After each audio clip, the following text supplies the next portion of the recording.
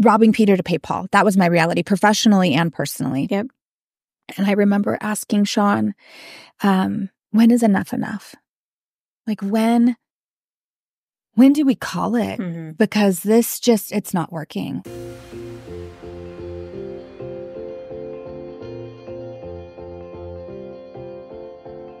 Like, what lights you up? Providing other people with the information that will help them succeed. Other people. Yeah. Yeah. So, and I know that I know things that will help elevate event planners and create better results for their corporate spend. So, yeah.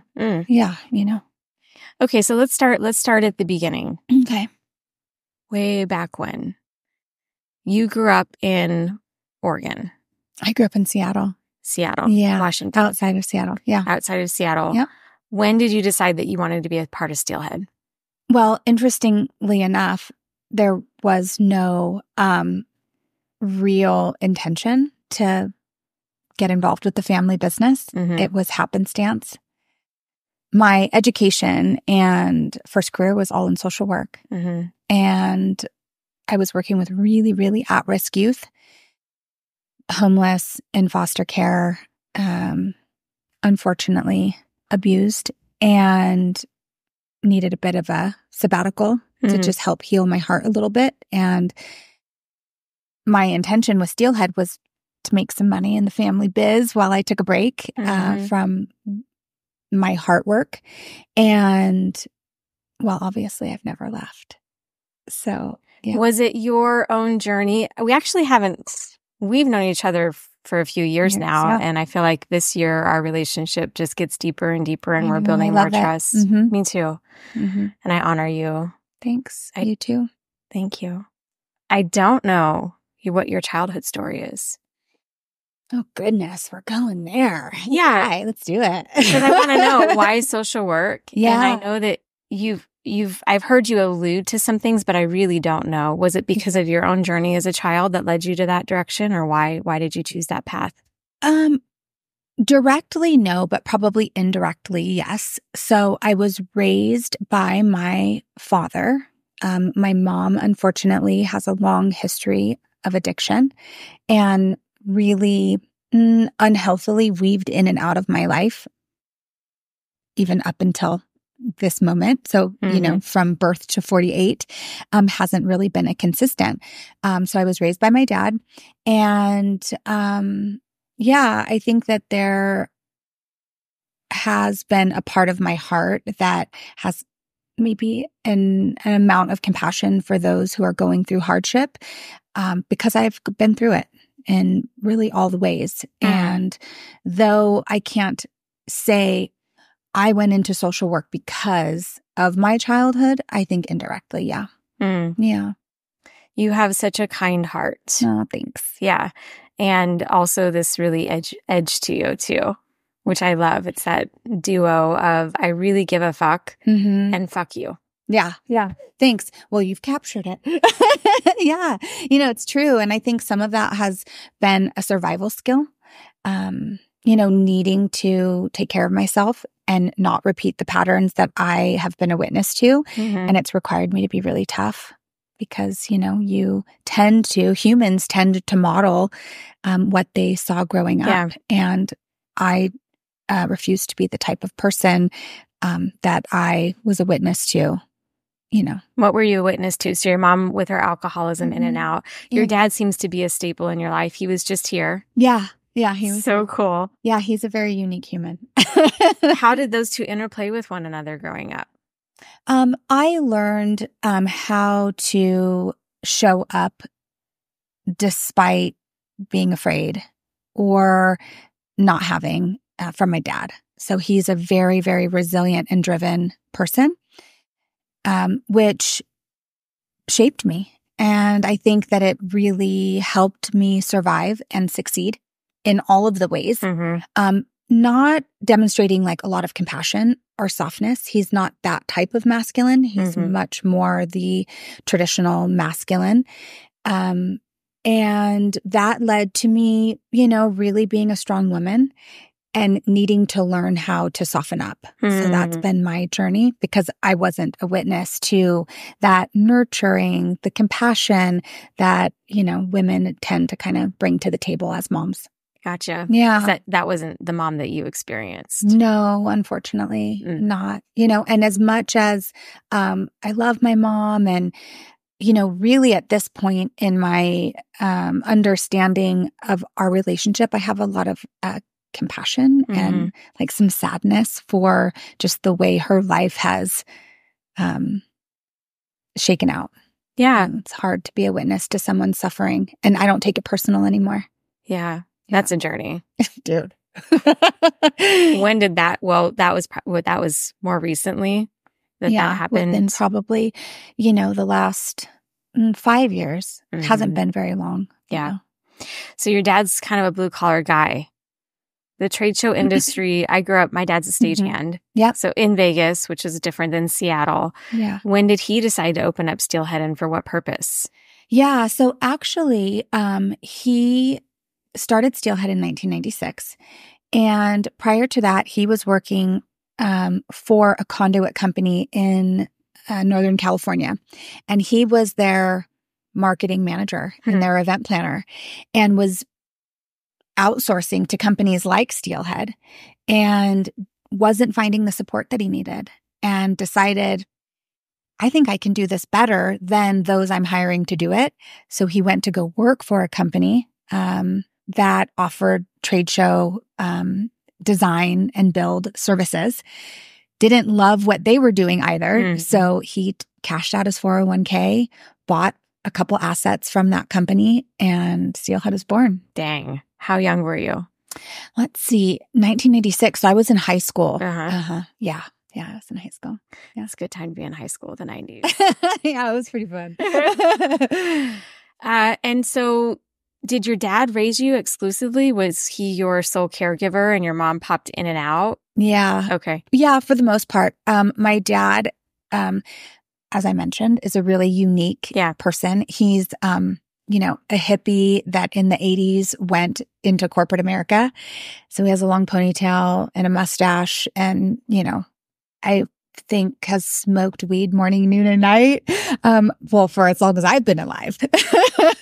But, smart. He's really smart, college educated. And yeah. So not blue collars. I said blue collar because I see the trade show side of the unions and for sure. putting up, and there is an element of that with Steelhead, but that didn't seem to be a word that resonated with you. No, that wasn't his journey. Yeah. He really started in the services side. Yeah. Yeah. That's cool. So he is a handy human. Who were you in high school? Let's see. I was pretty rebellious in high school. My goodness, I'm reflecting back, so long ago. But yeah, I was pretty rebellious. I was a good student, kind of hung out with the kids on the wrong side of the track. But always was studious and always did a really good job. We moved to the Pacific Northwest when I was a junior, and that was a really hard transition. As you can imagine, like moving in the middle of high school. We lived in Northern California. My dad started Steelhead outside of Seattle. And I just didn't like where we landed. The city, it was a pretty small town, and decided my ticket out was to graduate out of high school early. It was the beginning of the Running Start era. I don't know if you're familiar with that program, but where you could essentially test into college out of high school. Yep. So I was able to skip the last year and a half of high school, graduated high school with an associate's degree, which was such freedom. Where'd you go? Yeah. So I went to a local junior college. Okay. And got my associate's degree. And then I transferred over to the University of Washington. Gotcha. Yeah. And what'd you study? Social work and sociology. Why? Well, yeah, that was my contribution, my first contribution into social work. And so I was an intern at a youth shelter for a couple years, doing intake at night for homeless youth that the authorities would find on the street. And I would intake them into a shelter. And that's what I did at night, and then went to school during the day. Wow. And that's your heart work. That was your calling at that time. How did you know? Because that's young. That's a really young age. Yeah. That's a calling of yours. I'm not really sure how it unfolded. It was just my destiny. Mm-hmm. Yeah. Mm-hmm. Yeah. So you're in social work. You're working in shelters through college. Mm-hmm. How did that transcend into a career? Yeah, so interesting. I love reflecting on this. It makes me really proud of that version of me because I was young and brave, which the bravery piece I think has kind of extended totally into this version of me. But I was working at a shelter and I was introduced to a woman who held a contract with the state of Washington. And her job was to help foster families that had CPS allegations, Child Protective Service allegations against the family, the foster parents, help them comply with a court-ordered contract to kind of clean up whatever had occurred in order for them to keep their foster care license. And so she came to me, I think, seeing kind of a level of strength and resilience in me as a young person and having the right education and experience with really high-risk youth, and asked if I wanted to help her with her state contract and go into foster families and help the foster families comply with court-ordered contracts. So like coaching in a lot of ways, case management, coaching, support, that kind of thing. Yeah. And, I was a witness to a lot of dysfunction. And I think maybe now that we're talking about it, maybe it was my childhood that really had prepared me for that type of work. Yeah. You had seen it. You had navigated it yourself. I wasn't afraid of it. Yeah. You weren't afraid of it. I like that. That's a unique perspective. It doesn't sound like you were going in to save people. You were going in, not from like that savior complex, right? No. Yeah. Just definitely to go in and to like help and work the logistics of the situation. Let's figure this shit out. Let's figure it out. Yeah. I see you. That's who you are as a leader too. Yeah. Boots on the ground. So. I am with you. I am for you. We are in this together. Let's do it. Let's do it. What was your personal life like at that time then? So you're working. I think this is important always because I told you the mission of Real Money before this is that I want someone to hear and know that their journey makes a difference and that it matters. Yeah. And putting these pieces together, like I teach in my world, is that what happens to us, what our life is like before 7 is so impactful, which then guides the decisions that we make. Yeah. So not knowing this piece, I'm just, how did Rhiannon end up as Rhiannon? Because she's super fucking successful and amazing. How did she get here, right? Yeah. Yeah. Okay. So what was your personal life like as you're working now? Well, not everybody who knows me knows this, but Sean, my current business partner, my ex-husband, my baby daddy of my big son, Kyler, was my boyfriend. And he has been a part of the adult version of Rhiannon from 18th birthday. So he went to my high school graduation. So he and I were dating and living together, at some point throughout that narrative and got married. How young? Let's see, I got married. So 23, 24. And then I had Kyler at 24. I was actually pregnant when we got married. We had to shotgun the wedding, but we had been together for 5 years. So yeah. Was that your vision for your life? To get a job, go to college, get a job, get married, have a kid? I don't know that it was that calculated. I think it was more conditioned, that's what you do. And so that's what I did. How young was your mom when she had you? Let's see. She was in her mid-20s. Yeah. Interesting. So you have Kyler. Yeah. Who I've not met Kyler. I've seen him on Instagram. Goodness. I know. I can't wait to meet him. Yep. You have Kyler. You're working. What is Sean doing for a living? He's working for Steelhead at that time. When we started dating, he was working in retail. He was actually the youngest manager of a Foot Locker in the entire country. I love it. And so he, in his own right, had success under his belt when he and I got together. And during, college, in addition to doing the work with the shelters in downtown Seattle, I would work at the mall. And so that's where he and I met. Gotcha. I was working at the mall. Where were you working? Mariposa. Do you Yes, I do. Store? Yeah. So kind of like a Charlotte Russe or yes, something. Yes, exactly. Okay. And I would work there a few nights a week. Yeah. Sweet. The good old days. Okay, so Sean's working for Steelhead. You have Kyler. Yeah. You're working in social work. And did you hit burnout at some point? Is that what happened? That's what happened. Yeah. Okay. And, I, at that time, wouldn't have identified it as burnt out.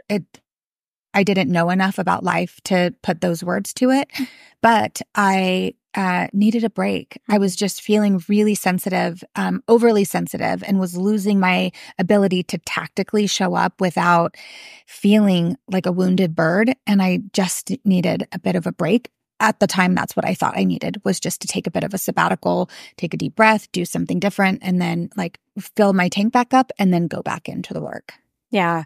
And we haven't had this conversation before, but I can imagine also, it doesn't sound like, I've had other people in social work and therapy on my show before, and everybody has had their own journey as to why they go into social work. Yeah. And at some point, maybe even unconsciously, you're doing the work. I know that's why I went into communication, was because I needed to figure out how to communicate with people. It's so funny how that happens. Yeah. Mm-hmm. But then in some way, are you just being re-traumatized over and over and over again by being in the work?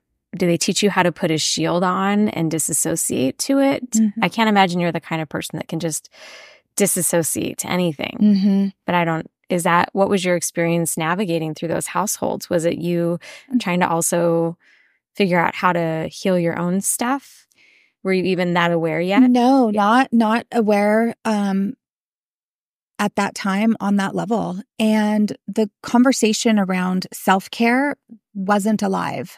And I don't recall in any of my education or in any of my training being really conscious to a conversation around having my own protective and self-care mechanisms. Yeah. I don't recall that. Yeah. Yeah. So then you have a baby. Kyler's how old when you start work, when you decide to take a break? Okay. When I decided to take a break, he was probably about 6. Yeah. What kind of baby was he? Is he a good boy?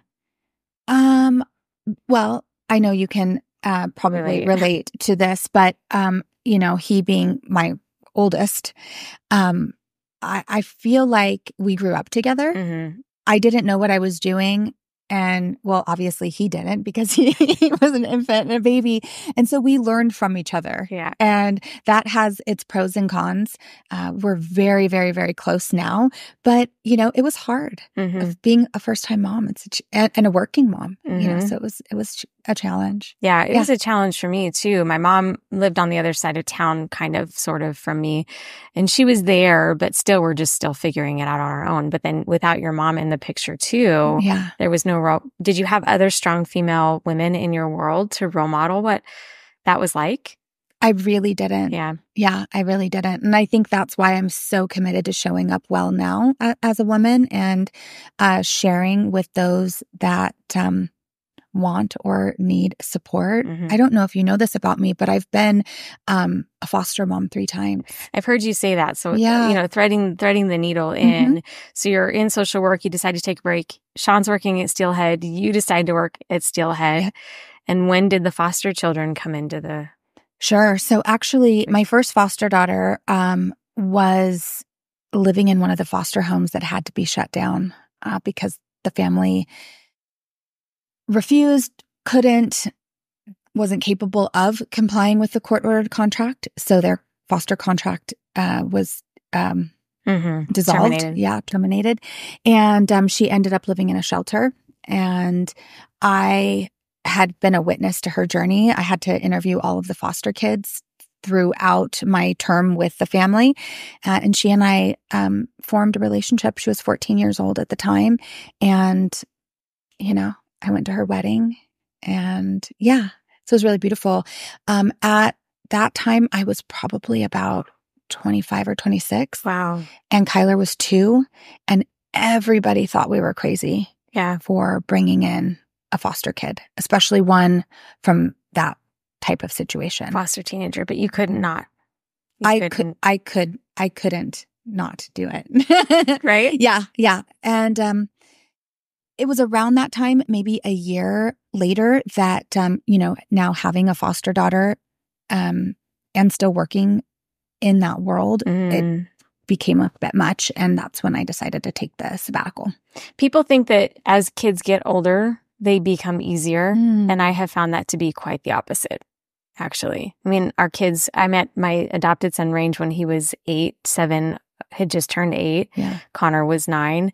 And it's so much different when they're little because we're navigating the emotional highs and lows of little people and trying to get them into school and everything. But for my husband and I, now looking at being with our teenagers, we're like, this is crazy. So I can imagine having a 2-year-old at home who's emotionally catatonic because they're a little psycho at 2 and 3 years old. And then also a 14-year-old girl trying to navigate being a teenager. Even at that time, being a woman, being a girl is really tough. Yeah. Being in and out of these situations. So I can only imagine the emotions. And then you also being in your 20s. I was an emotional mess in my 20s. I don't know about you, but I was a mess. I did not know what I was doing with my life in my 20s. Yeah. That's a lot to take on. It was a lot. And then you did it 2 more times. Yep. And Sean was always on board?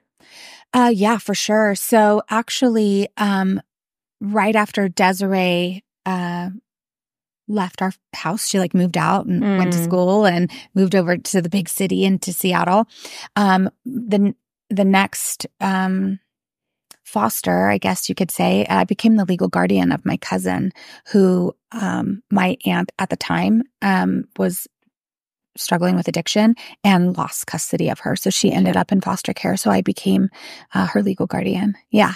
Amazing. Yeah. And then my most recent foster daughter, who you will likely meet at my wedding reception, I was her big sister through Big Brothers Big Sisters program. And actually she came to live with me and I was single at the time, but I had Rose and Kyler. Oh, so really recently. Yeah. Within the last 10 years. Yeah. How did she come into your life? Oh, you said Big Brothers and Big Sisters. Yes, exactly. And then you just fell in love with her? Yeah. She's a really wonderful girl and she has a lot to offer. She tries really, really, really hard and needed some support. And I happened to have the capacity to give that to her. So yeah, she lived with me for a couple years, from 16 to 18. I can't wait to meet her. Yeah, she's really wonderful. She's sweet. That's cool. Yeah. That's cool. So cool. All right. So you're at Steelhead. Now I'm at Steelhead. Steelhead. You and Sean, you're no longer married, but you still are partners in the business. We are. Yeah. Which I commend you for. Thank you. It's one of the things I'm most proud of. Yeah. We have a beautiful, beautiful relationship. Yeah. Yeah. Totally worthwhile. Yeah. Probably not easy. Or at some point it wasn't. Yeah. I would say that it's easier now that we're not married. Good choice, right? Yeah. No, everything happened for a reason. It did. Yeah. Everything happened for a reason. And I think business partnership, being in any type of partnership, an intimate partnership with somebody, comes with challenges and highs and lows. We navigate running a business, I would say, really beautifully. It's what we're meant to do. And we're meant to be who we are in the type of relationship that we have now. And I can honestly say, when I said, until death do us part, when we got married, I can truly say 100% until death do us part, he and I will support each other. And to me, that's the most beautiful thing. I agree. Yeah. Yeah, you did. You grew up together. We grew up together. Yeah. So we were children. Yeah. I was 18. I know. Yeah.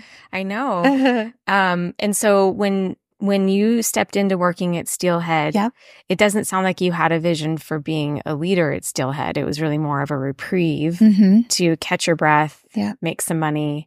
Yeah. And then what was Sean's role at Steelhead? Was he just in fulfillment, or where was he at? Sales? So he was in sales, and then he moved into general management. Okay. And my dad was still daily active in the business. And then I showed up and supported administratively and kind of dug into some of the marketing. Well, and the rest is history. Here we are. Here we are. And then we're having lunch at Whole Foods having this conversation. And then it's going well. Mm-hmm. And you and Sean are still married at the time. We are. And you decide that you're going to buy your dad out. Yeah. It was suggested to us by my dad that we do that. Right? Yeah, totally. Let's see, Sean and I decided, had been active in the business for probably about 2 years at this point. And 65% of the events that we supported happened in Las Vegas. Mm-hmm. And so Sean and I'm handling marketing and kind of the attraction components. And at that time, he's general manager. And we cook up this really awesome plan to open up part of the facility in Las Vegas so we can much more easily service the projects that are here and more profitably service them. And we take this grand proposal to my dad, and he, we're all three sitting, and he says, that's a really, really thoughtful idea. And I think you guys should do it. And it'll be your first big, solo entrepreneurial decision. Mm-hmm. And buy me out. I'll be a minority shareholder. And what that did for my dad, though, is it took him out of fiduciary responsibility. So he no longer had to sign on the leases and be accountable and have what he had built at risk, because it was quite a risky maneuver. And that was in 2007, 2008 when we made the move. We took everything we had, a line of credit and a pocket full of cash. And it was like Vegas or bust, baby. And then we got hit by the recession when we got here. Did you know anybody in Vegas? You had contacts because you were doing business down here already. Mm-hmm. Other than that, did you know anybody? Nobody. And we didn't know anybody. And we opened the facility down here, and then we were hit by the recession. Mm-hmm. And, those of us that are like in our 40s, it was real because we all were out in like the real world trying to make money, and we were watching people be devastated by what was going on economically. And we got hit really, really hard. Yeah. Mm-hmm. All of the cash was absorbed into the business. The line of credit went faster than we could have imagined. We were completely leveraged. We had dug a really, really deep hole. And I moved down here from the Pacific Northwest to run our operations. Mm-hmm. So here I am with my, at the time, 9-year-old little boy in a, studio apartment off of Las Vegas Boulevard that's, kind of furnished. And trying to make it work. It was very, very challenging. Damn. Yeah. Okay. Hard. Okay. So was Steelhead still open in Seattle too? Were there operations running still too? For probably about another year, we tried to keep both facilities open, and it became very clear that we needed to negotiate ourselves out of that obligation and just to save the company. Yeah. Right. Good job. Yeah. Shit. Yeah. It was wild. Oh my gosh. I've had conversations with other business owners who've taken big risks with families, with family money, family businesses. Yep. I remember Josh Cadillac was an episode that we had last year, and he talked about how in 2008, his family was in real estate and he lost everything. Yeah. Terrible. He said, Lisa, I even lost my family's home. The family's home that I grew up in, I lost. I can't imagine, because I don't have a family business. I can't imagine being here in Las Vegas as a young mom. Sean wasn't down here. I was by myself. By yourself. Vegas is tough for new people. Oh man. It's not tough for me because I'm born and raised here. Yeah, you know everybody. What was that like, Rhiannon? It was very challenging. And not having any money. So it's not like, oh, well, let's, entertain ourselves by going out and shopping or going on vacation or flying back up to the Pacific Northwest to be with family or to be with friends. I mean, pretty much I had grown up there, spent the latter half of my life there. Mm-hmm. But we didn't have any money. And so Kyler and I would periodically take road trips up there. And I had a Honda Element, and we would stop at what is it? Those campgrounds. Yeah. KOA campgrounds. Okay. Never. You haven't? So yeah, they're campgrounds, and they have them all up, the different kind of freeway pull-offs. And he and I would make road trips up there. And I vividly remember having to get really, really creative so that he wouldn't understand just how little we had available. I would rent campgrounds for the day at Mount Charleston, and we had our golden retriever, and I would buy a little pack of wood and some marshmallows, and we would go up there and I would make a fire, and just for the day for $10, and we would roast marshmallows and go hiking around and maybe make some sandwiches and picnic. And another story that Kyler and I reminisce about periodically, I kept him in private school throughout the entire time. It was one of the commitments that I will forego everything. But unfortunately, the Vegas public school system is very terrible. And I just refused. I will, not have anything myself, but my son would stay in private school. But imagine, I'm a relatively young mom. I don't have anything. And I have my son at Southern Highlands Prep. And that area is very affluent. Yep. And it was I was embarrassing. I mean, I really remember going to Goodwill, and, they always wear khaki pants. Yep. And I would look for khaki pants, and I would tell Kyler, we're going treasure hunting, just so that it would seem magical, not broke. Right. And I so vividly remember having a thought when we were treasure hunting. I hope none of the moms see me. Because I was new to town. I didn't have any friends, and I just didn't want to be perceived that way. Yeah. And this is coming from having a very successful family business. Before you came to Vegas, how successful, how many millions of dollars was the company making? So we were about a $5 million company at that time. And when we moved down, and profitable. And what kind of salaries were you and Sean on? Oh, let's see. At that time, I mean, probably $80,000 a year or something. Between 50, 70 for me, and Sean, being commissioned general manager. I mean, probably over $100,000. We were doing well, we weren't even 30 yet. Yeah, no. And coming to Vegas back then, it was so cheap. It was relatively cheap to live in Vegas before everything took off. Right. It could still afford even an apartment pretty inexpensively. Yeah, right? Absolutely. I mean, I think my rent was under $1,000 or something. And I was living on Las Vegas Boulevard in a studio. So we were doing really well. So professionally, I hadn't known the have-not because I had graduated from college. I got a job working a state contract, making really good money. I, dabbled around in real estate, made some pretty good money selling my friends' houses. Sean was successful, and I hadn't known a have-not moment yet. All I had known was upward kind of growth and trajectory, and then to be just smacked with the rug being taken out from underneath. So with the company then, the whole industry was just fucked. Oh, it was so obliterated. Yeah. It was very difficult. I had no idea either. I had Connor in 2008. Okay. Yep. And my ex-husband was at Wolfgang Puck Food and Beverage. I had no idea. If he's listening, I apologize to him.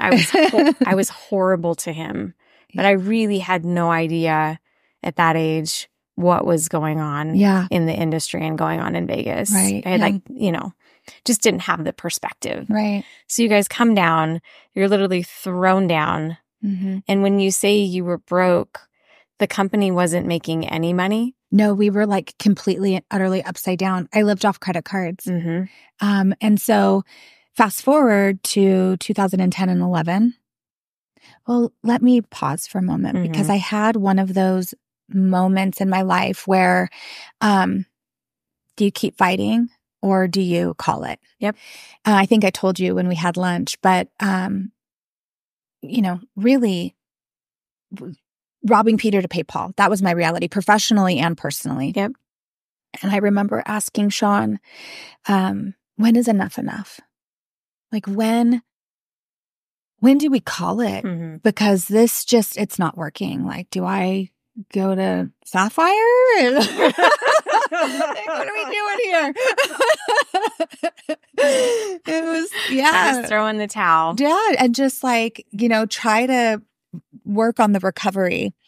And I'll never forget, he looked me in the face and he said, we're not going to call it until they lock us out of our own building.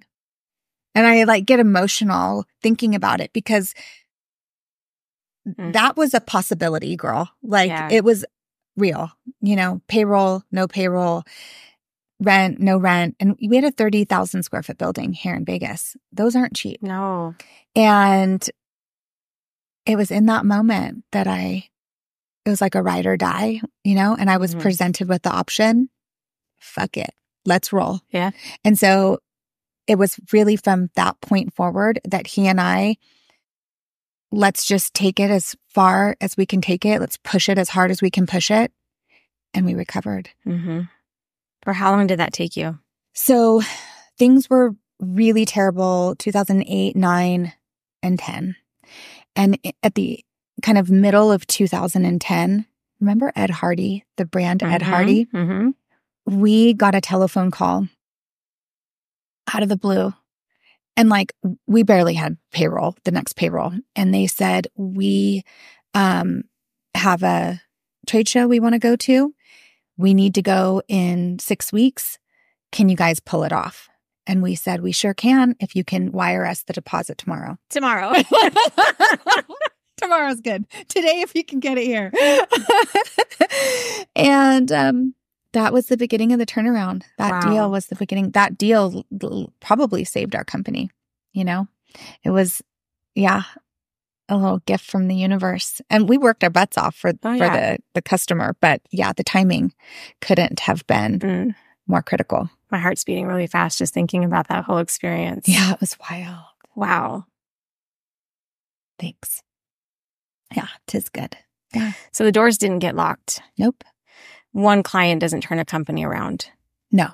What did it take for you because being in a hole, then you have already all of these obligations, 30,000 square foot. I can imagine how many employees? 15?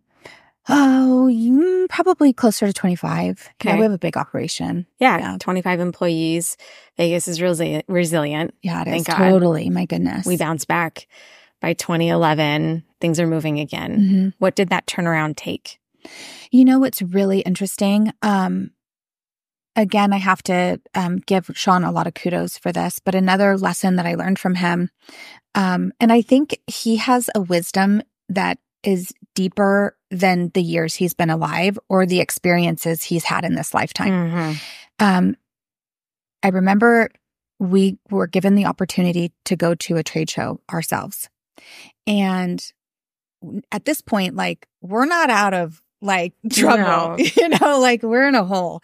But we have some cash because clients are kind of coming back online. The coffers, we're starting to pay down the debt and the coffers have some cash.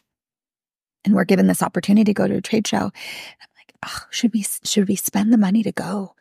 And he said, I don't feel like we can cut our way to prosperity. And I put together a campaign, and it was right at the heels of like the recession. It's like not even in the rear view. Like, it's still affecting a lot of industry. And the campaign was making lemonade out of lemons. And it was about being resourceful. And so thankfully, we are a rental company, so we own our inventory. And what better way than to go back into event marketing than with a rental exhibit? So making lemonade out of lemons. And we served hard lemonade in our trade show booth and got a 2-page write-up in our industry magazine. We were awarded the People's Choice Award. And I can imagine you, Rhiannon, behind. Are you there with Sean at the booth? And you're serving. You're just like, well, again, like fuck it, y'all. We're here. Yeah. So, let's roll. Right? Oh, that's so good. Yeah. And it was one of those moments. And I think that is the attitude that helped us resurrect what could have been a really, really, really dire situation. At some point, you said to me, it was very poignant in that conversation at Whole Foods, was we had a decision to put our pedal on, or foot on the brake, or put it on the gas. And we just put it on the gas. Yeah. And we haven't looked back. Yeah. And you haven't. Nope. And so I have this, if my computer's still on. Inc. 5000 list of fastest growing companies in America. Yeah. Inc. magazine's top 500 best places to work. North America's sole B Corp certified event production company. Exhibitor magazine top 40 service providers.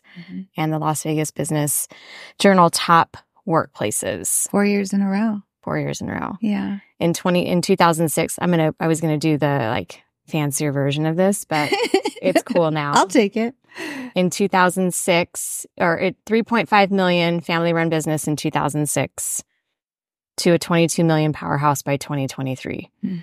It grew from 12 to 79 dedicated professionals in that time. And this is the story. I really do believe, Rhiannon, with my whole heart, is the story has unfolded, and it is beginning in a whole new way. Yeah, I think so too. You feel that way? Yeah. And we are in another one of those, do we kind of just ride the success or put the pedal to the metal? You know, we just moved into 130,000 square foot building, new building, and have the capacity operationally to double in size. And I'm taking the challenge on to get us there as fast as we can. So today, what's the motivation? You know, honestly, right outside my new office are the logos of the awards you just named off. And my motivation today isn't top line growth, and it's not to expand the employee headcount. It's to really prove that we are capable as business owners to run big business, to run profitable business, and to run conscious business. Conscious business.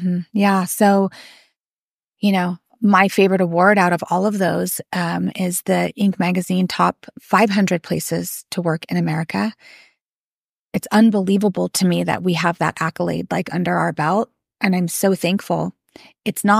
We didn't win that award because I wrote a great award submission. We won that award. Oh, I'll cry even thinking about it, because the Steelheaders believe in what we do and how we do it. So it's really beautiful. And as companies grow, in my experience, the values are compromised. I refuse to allow that to happen at Steelhead. So that's kind of like my mission. Kind of. Yeah. It is. It is. It is now. The driver. You walk the talk. Thanks. You walk the talk. Yeah. Yeah. It's profound and inspiring. And the first time I walked into Steelhead, immediately walking through the front doors in the old building, seeing the books, seeing the visual affect of like, this is who we are. Yeah. This is who we are. And not only is it, well, for your employees, as an example, for those who don't know, you're constantly investing in your employees. Yeah, for sure. You're constantly finding ways to help them take care of themselves. Right. I know I've been able to work with them and coach them. Yeah. And I love them so much. One in particular sat down with me. He's like, I don't know why I'm here, but they told me I should come. So I'm here. But he said that this is the first company, he's in his 60s. This is the first company where he was ever treated with such dignity and respect. And that would be the only reason that he stays. Yeah. Because of who you are. Yeah. That's awesome. You specifically. Oh, yeah. Because of who you are. I received that. Thank you. Yeah. The Steelheaders, are my heartbeat at this point. I show up every day to do a great job for them and with them. And it's not easy what you require of them. especially in this leg of it. Yeah. Now you're pushing for growth. Right. Yeah. It's a lot. Everyone's going to be tested from your sales team, business development, your core team to your producers on the line. Everyone's going to be tested. Yeah, for sure. It's happening. It's happening right now. We're coming into our busy season, and we all know it's like it's on, you know? Yeah. So I want to shift gears and round out the show in a conversation about women in business. Yeah. So we talked, I don't remember exactly when the conversation was, but we were talking about your decision to join EO versus other organizations and how truly today, you're at 22 million at the close of 2023? 2023, yes. And our goal this year, everybody who's watching, please send the vibes because we're just like tapping on the door of 24 million. And it would be amazing to kind of bust through that before the end of the year. Yeah. It's happening. Thank you. I'm calling it in. Same here, girl. Yeah. What ceremonies do we need to do? Let's figure that out. It's happening. Yeah.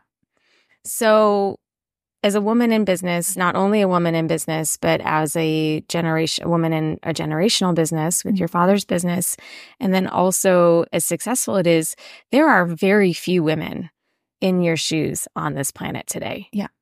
And you're very aware of that. Yeah, super. And especially ethnic women. How in your journey, and you'll have to come back for a part 2 because there's so many things that we could talk about on the show today. I'm choosing the ones that I think are going to be the most impactful for today. Yeah.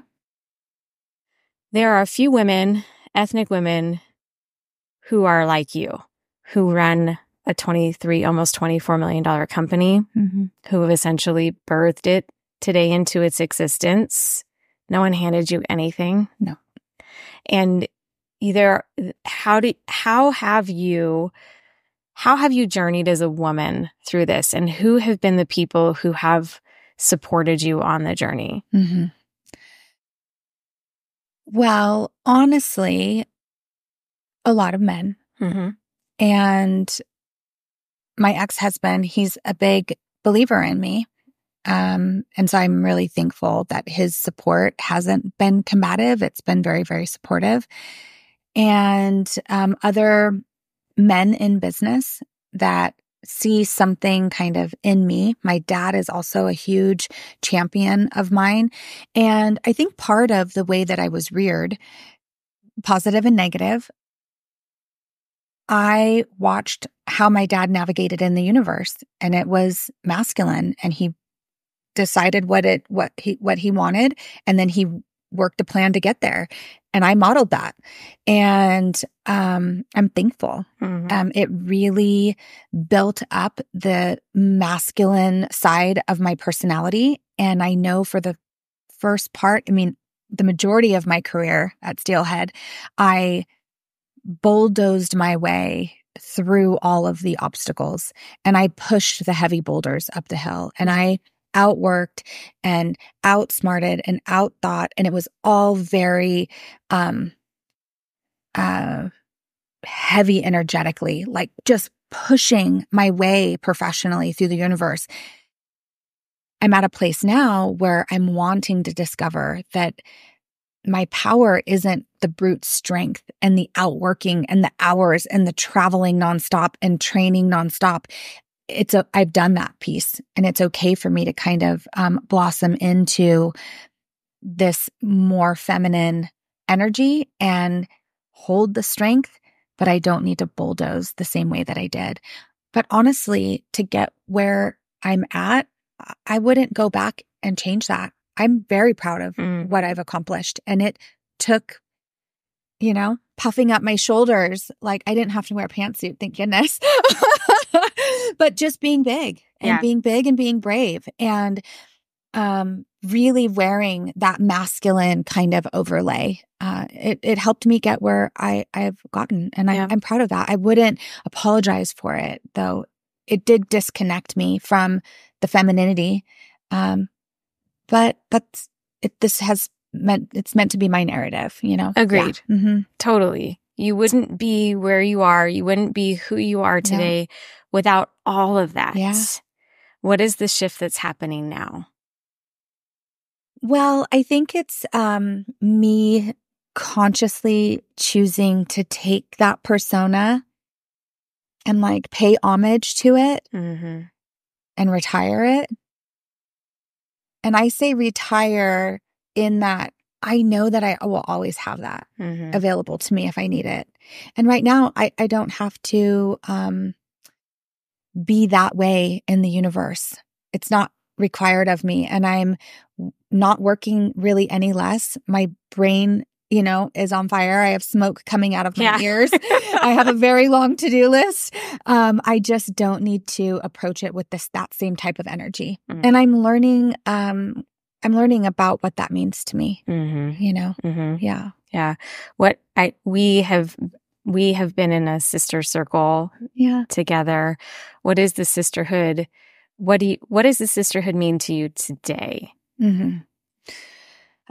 Well, sisterhood in general is actually relatively new to me because it's not been a part of the story, the entire story.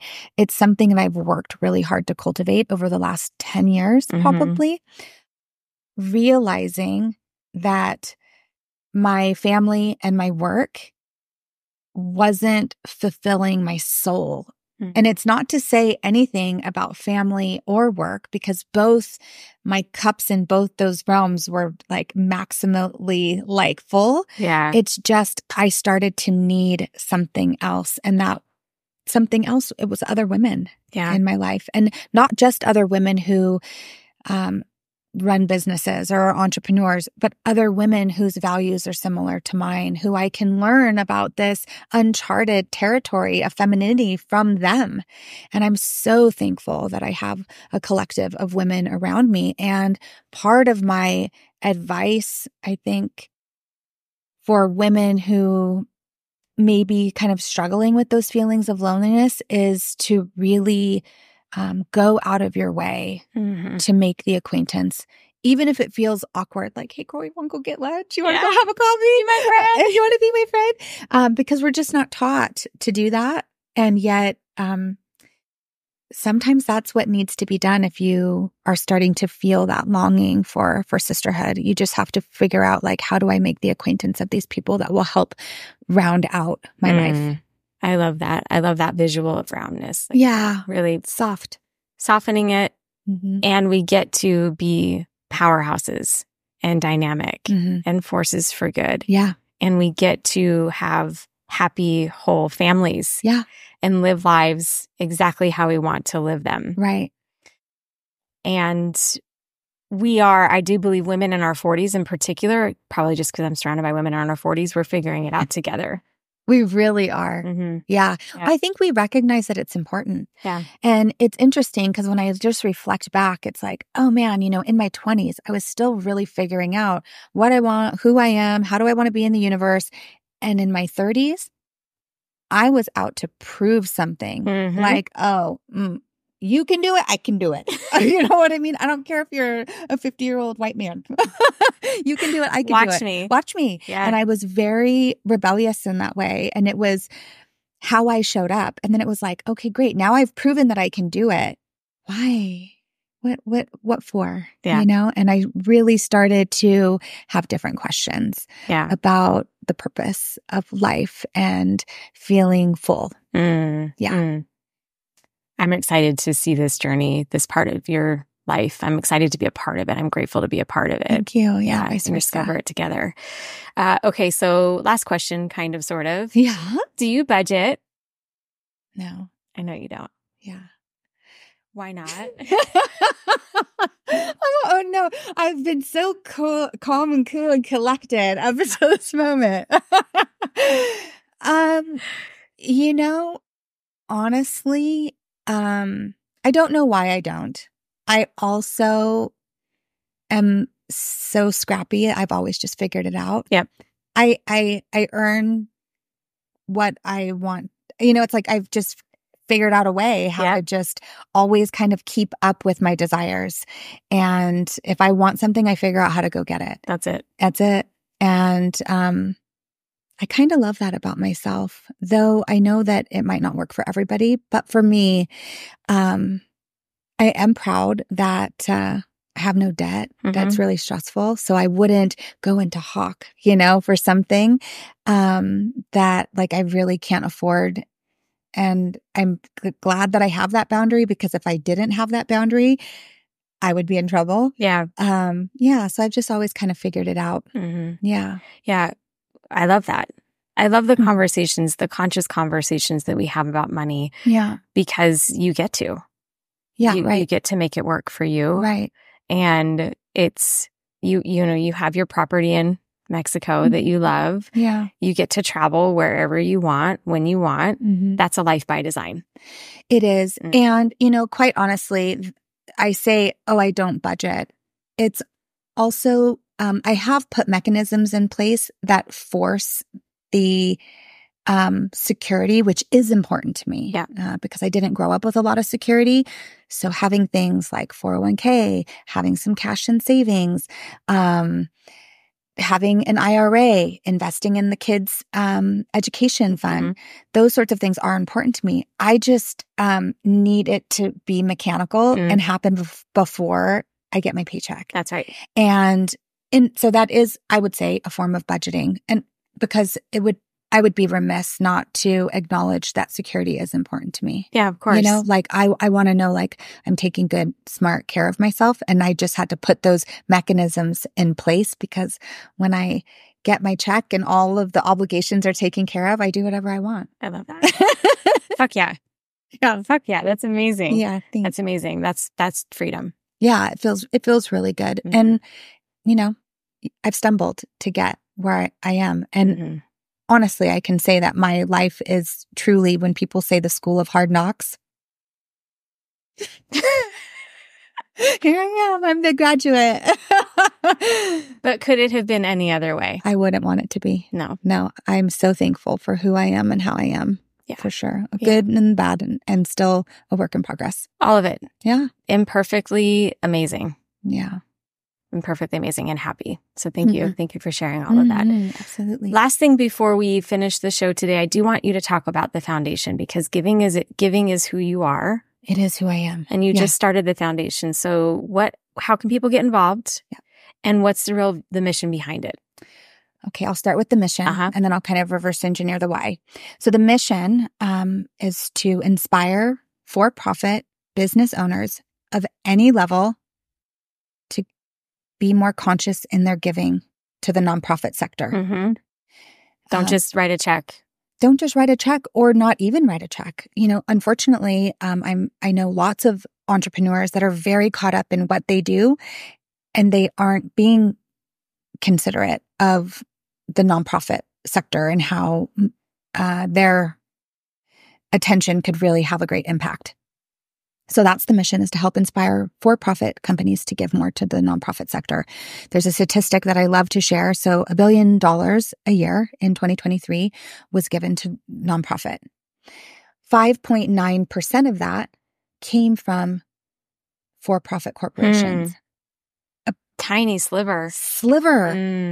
I know, like my peers, we can do better. I know we can. And it doesn't need to be grandiose. We don't need to be writing tens of thousands, hundreds of thousands of dollars in checks just to be, just being conscious. I think the needle could really move in a really positive and beautiful way. What do you see? What needle do you see moving specifically? That statistic. I would love for that to shift in my lifetime. I would love to see those numbers change. And I want to inspire change in that regard, where for-profit gets more involved with nonprofit. What will be different in the world when that happens?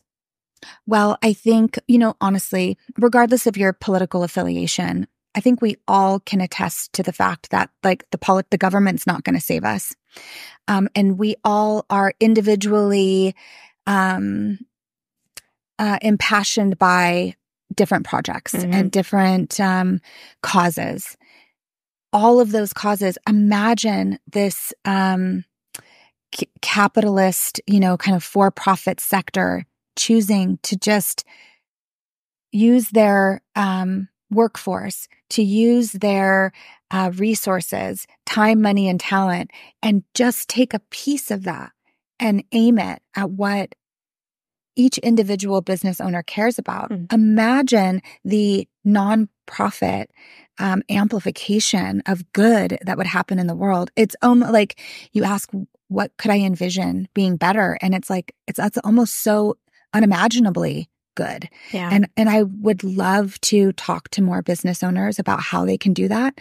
I feel really proud that we've done a very conscious job of that, weaving in philanthropy into Steelhead and Steelhead's way of showing up in the world as a for-profit company. And that's why I created the foundation. So Sean and I and Lance, our third shareholder, which is kind of recent, and very proud of him for making his way into our ownership circle. He's been with the company for 25 years. He has. I didn't know that until I was I was there for one of your employee meetings. I heard that. Yeah. So it's amazing. And so now he's a fiduciary owner with us, which is so awesome. So proud. And he's a great contributor to Steelhead. We wouldn't be who we are without him. He's been, along for the very arduous ride. Yeah. And so we decided in 2022, actually, I proposed the idea of taking our philanthropic philosophies and formalizing that with the creation of the Give Happy Foundation. We received our 501c3 certification, our charity certification in early 2023, and we have been spreading the word and getting, really all sorts of people involved, but most specifically other entrepreneurs, and giving them the mechanism to give. So that's technically what the foundation is doing. Being a 501c3, entrepreneurs that are mired in the day-to-day operations of their businesses, they can make a donation to the Give Happy Foundation, knowing that we've created a structure to make donations to organizations that have been well vetted. Their dollars will be going to those who need it in 3 pillars specifically: the environment, community, and the arts. Yeah. Love it. Yeah, it's really my heartbeat. I see it as a legacy play. Yeah. And I'm excited about it. Yeah. Full circle. Yep. Full circle, from giving to living to creating to growing back to giving. Yeah. Because that's who you are. Yeah. I've been on both sides of the fence, really starting off in the nonprofit world, being one of the for-profit owners, and then now kind of back, creating the full circle. I feel really proud about that. The foundation, all of it, the whole journey, I feel really proud of. But the foundation in particular, I'm super excited about what it has on the horizon. You light up when you talk about it. Thanks. Yeah, I love it. Yeah. Thank you for being here today. Thank you for having me. Will you come back? I will. Absolutely. I am here for you and all the things. Thank you. I am too. Will you share what's on your heart for someone listening right now in your final thoughts? Sure. Recently, someone said to me, "Oh, Rhiannon, you must be so fearless." Have I already shared this with you? I haven't. And it took me back, because that's not true. I am afraid. I'm afraid often. I'm afraid today. I have a lot on my plate right now. And I am afraid. And my invitation to those who feel afraid, just like me, is like lean into being brave. And bravery, I believe, is one of those like personality traits that I have that has gotten me through all that I've been through, because I've stared fear in the face and said, I am afraid, but I'm going to do it anyway. Yeah. And I really just want to impart that to any woman who's listening, like really face off with the fear by being brave. And the men too, because I know that they're afraid as well sometimes. So yeah. They are. They are often. And we get to provide a space for them to be afraid and be brave. Yeah, exactly. And then to champion people who you see do that. And I'm surrounded by it every single day. And I see it as a witness to you and your journey. And it's beautiful. Be brave together. I love it. Yeah. Thank you for sharing your heart today. Thank you. Yeah. Yeah. Awesome. Well, that is the conclusion of the Real Money podcast today. Not forever. If you liked Rhiannon's story, listening to her journey, if something about this spoke to you, I would love for you to share in the comments. Let us know what grabbed you and what you're going to do as a result of being a part of today's show.